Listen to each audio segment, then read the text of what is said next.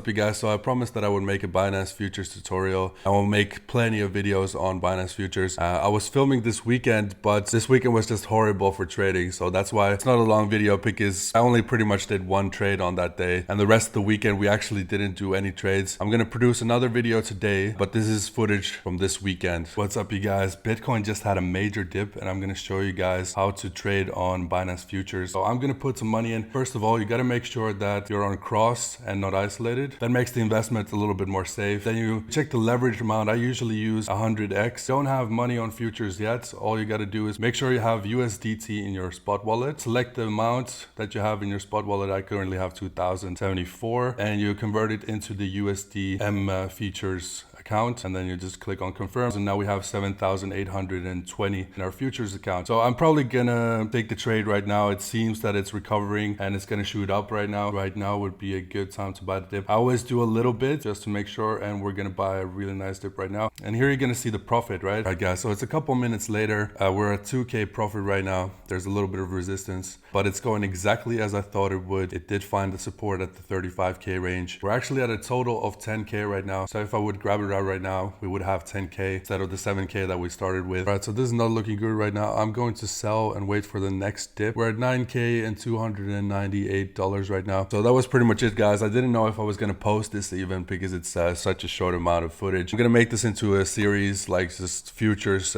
trading series, and I'm going to show you guys the trades that I'm doing, and hopefully during this series you will also understand how futures works. The next video I'm going to show you on how to buy short, so that is different than buying long, but there's going to be tons more videos. If you didn't understand it this time, then I'm going to explain it better next time. So if you have any questions, please leave them in the comments, and thanks for watching. I'll see you guys in the next video.